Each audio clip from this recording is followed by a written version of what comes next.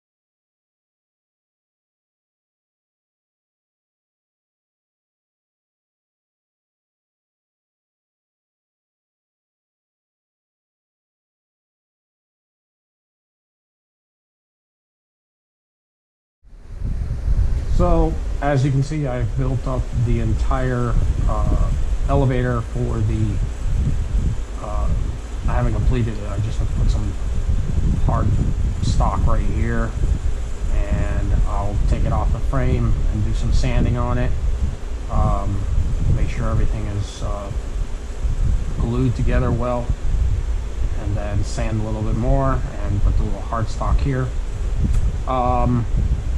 I was gonna put out 2 elevators today, but unfortunately I've run out of time for the day.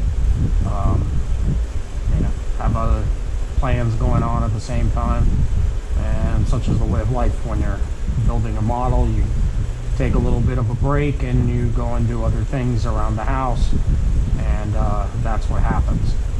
But as you can see, this is the elevator, and from the time-lapse video you saw that I put it together, and I cut out these pieces here from some wood. I would like to ask that you like and share the video.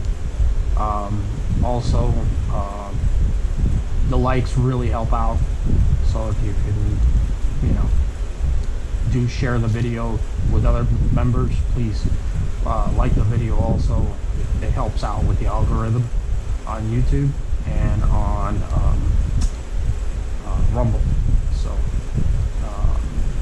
until next time, Model Man Frank out.